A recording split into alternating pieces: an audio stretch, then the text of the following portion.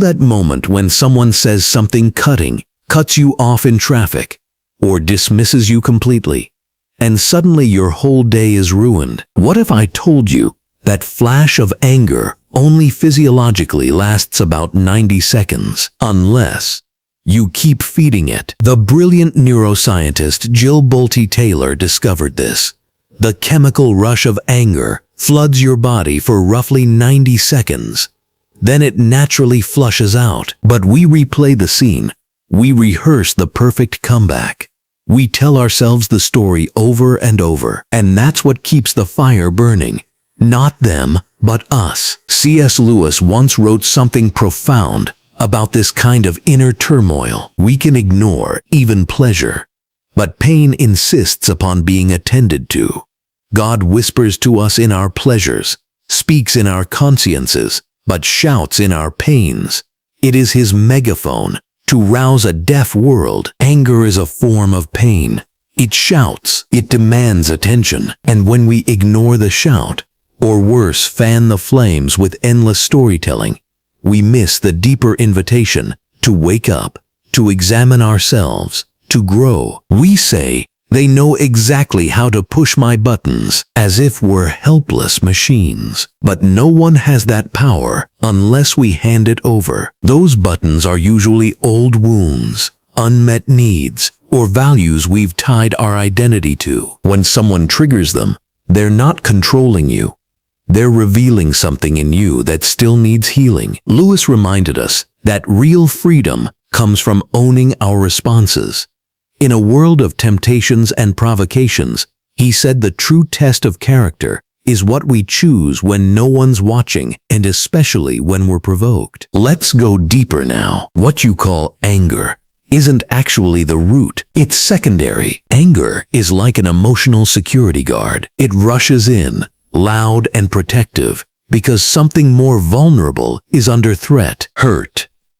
The so enadon, fear, shame, a sense that you're not valued, not safe, or not enough. These primary feelings feel dangerous to admit. They make us feel small, exposed. So anger steps up and says, "I'll handle this." It feels powerful. It creates distance. It shields the real wound. But here's the truth.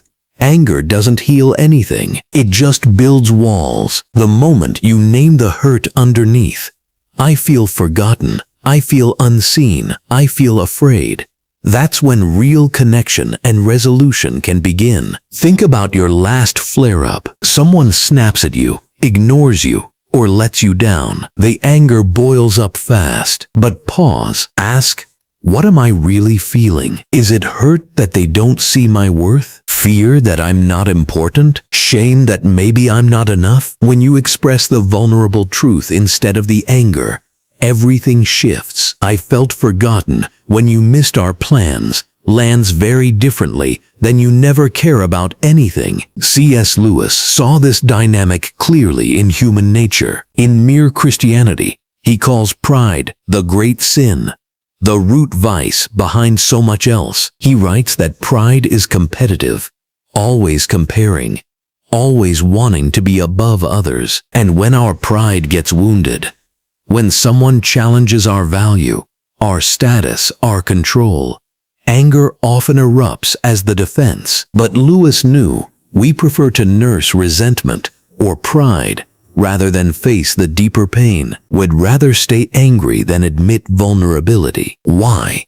Because facing the primary emotion requires humility. It requires owning our wounds instead of blaming others. Lewis also reflected that much of our misery comes from refusing to confront these inner realities. We'd rather project outward, blame, resent, rage, than look inward and say, "This anger is protecting something fragile in me." Anger as a mask is exhausting. It keeps us stuck in cycles of reaction. But when we peel it back gently, with honesty, we find the invitation to heal, to grow, to become more like the patient, humble person Lewis described, one who chooses love over retaliation, even when provoked. So next time anger surges, don't fight it, don't feed it, observe it, then ask the quiet question, What's underneath? Name it. Feel it. That's where the real power lies.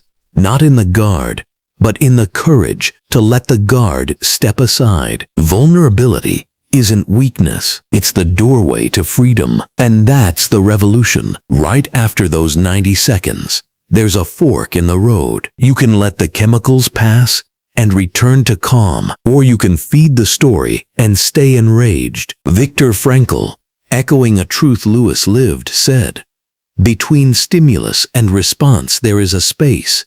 In that space is our power to choose our response. In our response lies our growth and our freedom." Lewis would agree.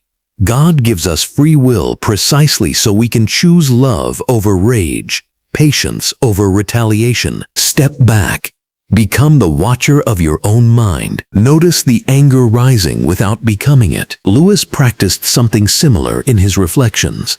He learned to observe his own pride, fear, and anger, as if from a distance, asking, "What is this feeling really saying about me?" Try it. When the heat builds, silently say, "There's anger here." Interesting. That small distance changes everything. Instead of "How dare they?"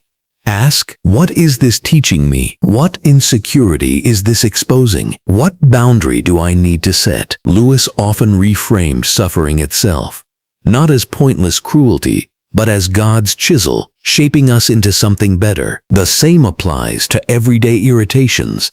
They're small chisels, knocking off rough edges. Now let's get really practical. Boundaries aren't walls to shut people out. They're fences that define your garden, so healthy things can grow, and weeds don't overrun everything. Calm boundaries are an act of kindness to the other person, because you stop enabling harmful patterns, to yourself, because you protect your peace, energy, and ability to love well, and even to God, because resentment from endless overgiving poisons charity. C.S. Lewis understood this balance. He taught that real love isn't sentimental indulgence. It's willing the good of the other. Sometimes the good means saying no firmly, so they face consequences, grow, or at least don't drag you down with them. In Mere Christianity, Lewis warns against twisted unselfishness, where we let others exploit us under the guise of virtue, breeding secret bitterness. True charity includes boundaries. It says, "I value you enough to be honest, not a doormat." Here is how to set them practically. Right now, today. Step 1. Identify what needs protecting. Ask yourself 3 quick questions when irritation builds. What value or need of mine is being violated? Respect, time, honesty, safety. What emotion am I suppressing to keep the peace? Anger, exhaustion, hurt. If this continues, what will it cost me long term?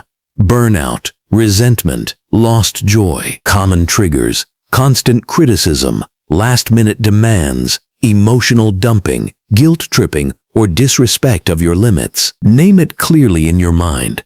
This crosses my boundary on respect/time/energy. Step 2. Decide your clear, calm limit. Make it specific and non-negotiable. Not vague like "stop being rude," but concrete. "I won't continue conversations that involve name-calling," or "I need 24 hours notice for plans," or "am not available to talk after 9 p.m. Step 3. Communicate it simply, kindly, and firmly. No apologies for having needs. Use I statements to own it without blame. Examples that work in real life. Family member who criticizes constantly. "I love spending time with you, but when comments turn critical, it hurts." If that happens, I'll step away from the conversation until we can speak respectfully. Friend who always cancels last minute. "I value our friendship, but last-minute changes make planning hard for me." Going forward, if plans change within 2 hours, I'll assume it's off and make other arrangements. Colleague who dumps emotional load at work. "I'm happy to listen as a friend outside work hours, but during the day I need to focus on tasks." Let's catch up after 5 if it's personal. Pushy relative asking for money/favors repeatedly. I care about you, but I can't keep providing financial help. My limit is no more loans or advances. It's not sustainable for me. Say it once clearly, then enforce it. No debating. Step 4. Enforce without drama. If they cross it, follow through calmly. End the call. Leave the room. Don't reply to texts. Say if needed, "As I mentioned, this crosses my boundary, so I'm stepping back now." No lectures, no anger, just consequence. Lewis would say this is moral effort. Choosing virtue, self-control, honesty over easy people-pleasing. Step 5. Handle pushback with compassion plus distance. They might guilt trip. "You're so selfish." Get angry or withdraw. Feel the discomfort. That's normal. But remember Lewis on enemies. Pray for them. See their pain, but don't re-engage toxicity. Compassionate distance means, "I wish you well, but I won't participate in this dynamic." You can still love from afar.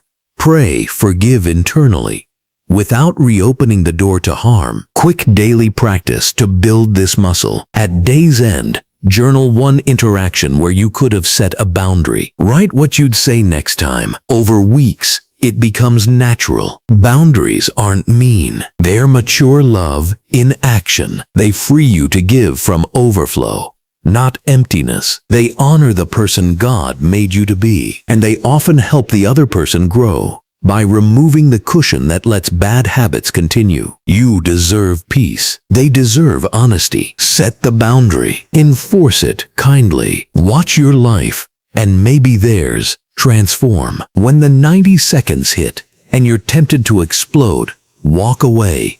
Breathe, pray, wait. Lewis advised taking thoughts captive, refusing to let them run wild.